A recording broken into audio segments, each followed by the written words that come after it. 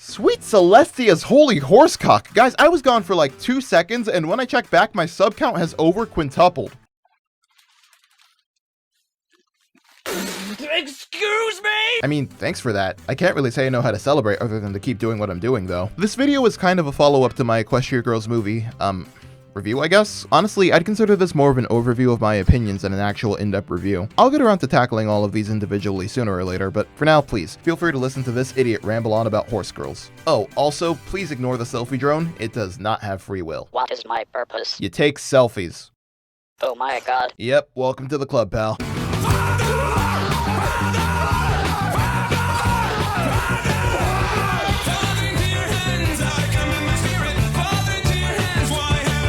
I'm gonna jump the gun a bit and say that I love nearly all of the specials. In most aspects, I think that they're better than the actual movies. Definitely in terms of aesthetics. Last time, I said that the movies kept getting better and better in terms of animation, but I kinda wanna elaborate. The award for best animation probably goes to Rainbow Rocks, and likewise The Legend of Everfree has the best artwork, but when it comes to how EG looks, I value consistency over quality. I think it's safe to say that for the specials, the animation has stopped improving and is now plateaued somewhere around the quality of Friendship Games in Season 5. Not that that's a bad thing at all. These all look absolutely amazing. Just wanted to say that now since it won't be as big of a thing going forward.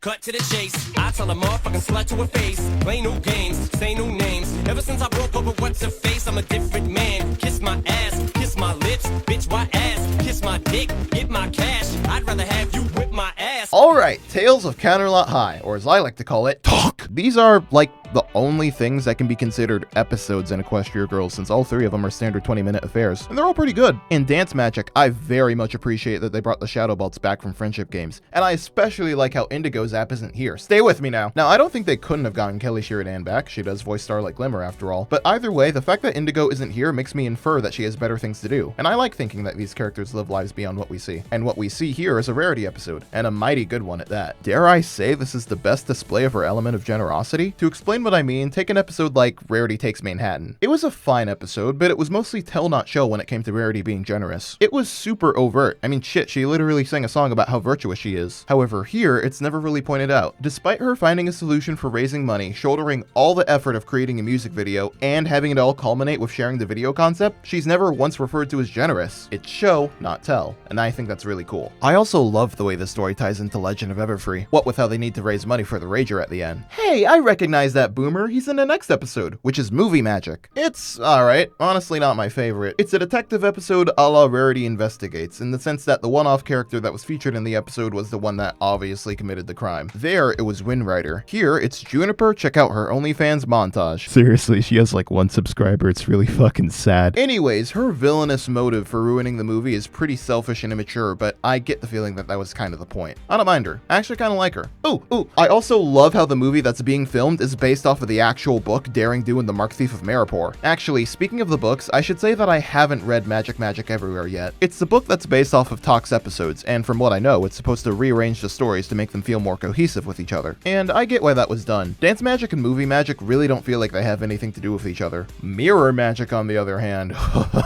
this one's really fucking good. Now, before I cream my pants over this, I'll just say that I truly dig how in the first few minutes, you can see the impact the first and second episodes have on this one. You see the Rainboom's music video, and then Juniper comes back, and the main 6 have to stop her, and blah, blah, blah, blah. I'm sorry, I can't hold back my excitement anymore. Sunset and Starlight meet! And Sunset's pony form is just so fucking beautiful now. And then she makes this face, which is just like a summation of my personality, and then Starlight makes this face, and I'm just like, Is this what love is? can we talk about Starlight Glimmer's human form? The pink beanie, the vest, the ripped jeans. She is such a lesbian hipster. And my god, she's written so well in this one. She's incredibly blunt with all of her statements, being super earnest when the moment calls for it and super sarcastic when she can get away with it. And even though we don't get a moment where Glim Glam and Shim Sham bond over their past mistakes, it's still super rewarding to know that they're friends. Whew. Okay, I'm gonna go take a shower. Then we'll be moving on to...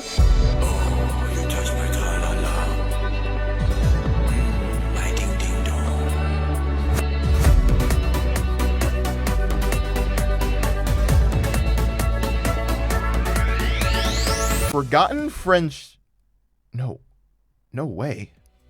No fucking way. The boots, the clothes, these clothes are fucking fucking amazing. I literally could not be happier to say that from here on out, these are the Equestria Girls default clothes. The staff got an actual fucking fashion designer to create their wardrobes, meaning no more boots and some absolutely lovely looking aesthetics. Laura Shuffman, you're amazing. And Rita Lux, you drew these concepts just perfectly. And going forward, my positive feelings extend past the clothing. Movies 1 through 4 were good, but specials 1 through 4 are truly, well, special. Better animation, fewer musical numbers, and a consistently bigger emphasis on Miss Sunny side up. I'd almost call it too much emphasis if I wasn't actually in love with her. This special specifically though, aces. After all this time, we finally get to see Sunset make up with Celestia. That one's been a long time coming, and it was handled basically perfectly if you ask me. She also teams up with Trixie, which is just a really fun concept. The bad bitch and the wannabe bad bitch taking on the whole school to find out why everyone hates Sunset Shimmer again. Now, I'm sure in the future I'm gonna make a whole ass video about why Sunset is objectively the best character, like how MV did with Starlight, but here's one of the big reasons that's really captured well in this special. Sunset Shimmer's anger. I don't want your lunch money. I'm not mean. Got it? I'm not mean. Where's the memory stone? You turned my friends against me just because I wouldn't put you in the yearbook as the greatest and powerfulest? You're about to see how mean I can get. Whoa, you manipulative blowhard. God damn, I like this special. Equestria Girls has entered a new age, one of quality animation and fan pandering. Let's hope it only gets better with... Oh yeah, I totally forgot about Wallflower Blush. Not that that's anything new for her, am I right? She's like, Moon Dancer if she had villainous intent and also less reason for me to care about her, right? I mean, like, I like her, but we literally never saw her before this, despite what the story suggests, and we literally never see her again, save for as a background character. She has my sympathy, and she's definitely not a bad person. It's cool having a character that's shy and quiet without having Fluttershy brand social anxiety or main character syndrome, but still, she must have used the memory stone on the writers, cause her ass just fucking disappears after this. And I'm fine with the one-off antagonist, take Juniper Montage for example. But Wallflower's whole thing was that she was sick of being ignored, and then, oops, after this, you know, she's back to being ignored. And, you know, honestly, I feel like I should be disappointed about that, but really, I'm just disappointed that I'm not disappointed. That makes sense? I don't know. Next one, please.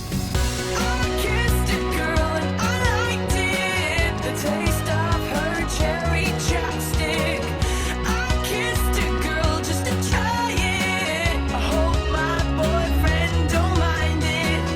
It felt so wrong, it felt so right. Don't mean I'm in love tonight. I would call Rollercoaster of Friendship the dark horse of the specials. The relative legend of Everfree, if you will. Now, this one is not the Sunset Shimmer show. Normally, that would depress me immensely, but it's okay, because we have something better here.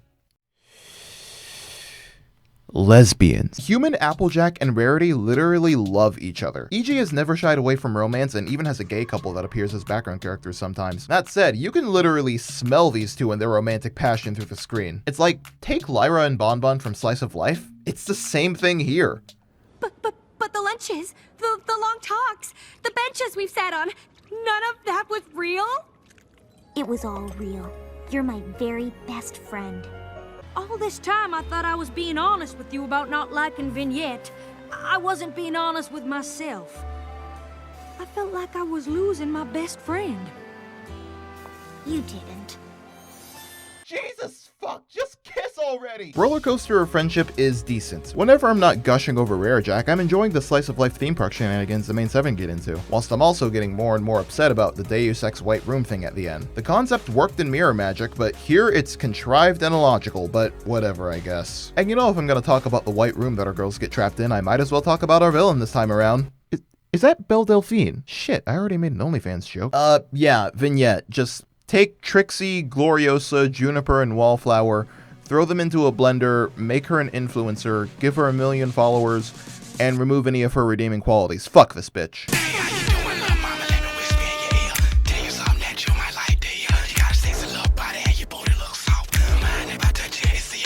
Spring Breakdown is a trip that I don't think anyone saw coming. It not only ties into the main series, but the 2017 movie, which is, pretty neat, I guess. Oh, hey, look, it's Unicorn Twilight. I can hear all the season 1ers nutting as I speak. We've seen ponies try to operate human bodies. Now we get to see humans try to operate pony bodies. And it's just as chaotic as I expected. I think this one is on par with Rollercoaster of Friendship, though it's far less entertaining considering the cruise ship antics aren't really as funny as the theme park antics. If the entire story took place on this yacht, I feel like it would have been majorly disappointing, but luckily that is not the case. Again, we are in the age of fan service. I'd say that there are 3 takeaways from this special. One being the moral of the story. With great power comes great responsibility to keep Rainbow Dash from killing herself. 2 being that Rainbow Dash can and will fuck up your day unintentionally or otherwise. And 3, everyone looks fucking awesome in their summer attire. Especially bulk biceps. Oh my god. Okay, look.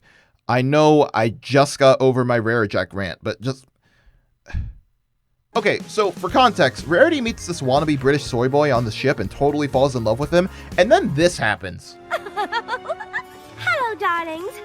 Where have you been? Having a little chat with old Ragamuffin she was.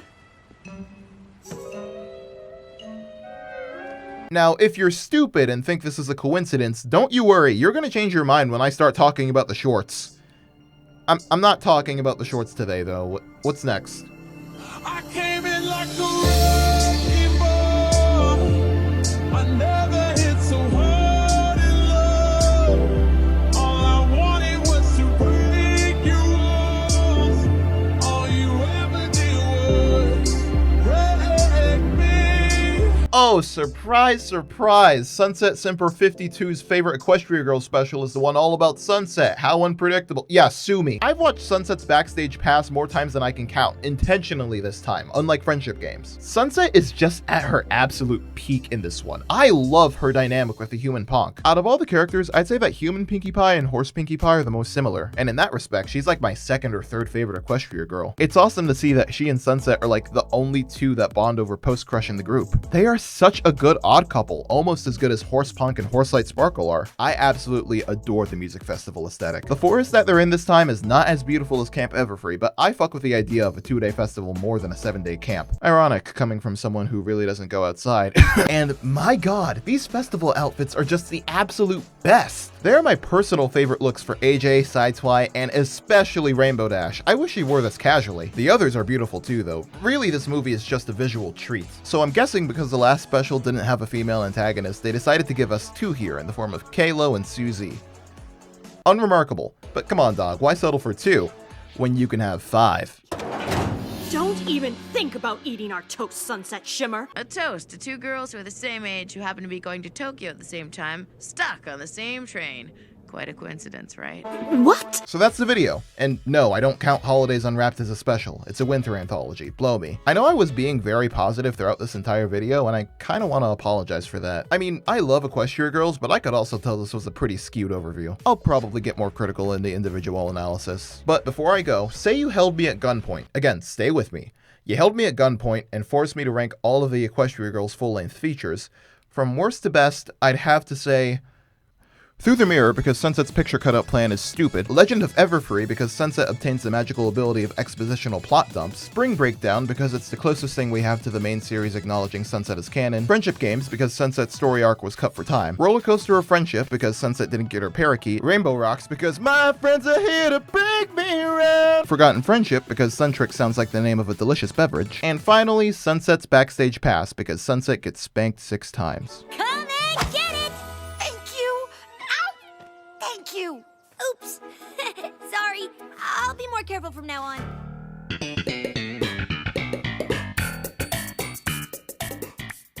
So this isn't a song, and I'm sorry about that, but I really just gotta take a second to say thank you for 4,000 subscribers. Yeah, I would have said thank you at 1,000, but we just shot right the fuck past that, now didn't we?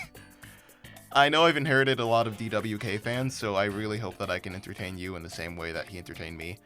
I really love doing YouTube. The editing, the writing, the comedy, singing. Bottom line, I just really like entertaining people to the best of my ability, so please, if you're enjoying my content, stick around, like, comment, subscribe, all that shit. I'm always trying to improve, and I'd love to see how this channel grows as much as you do. So, meme.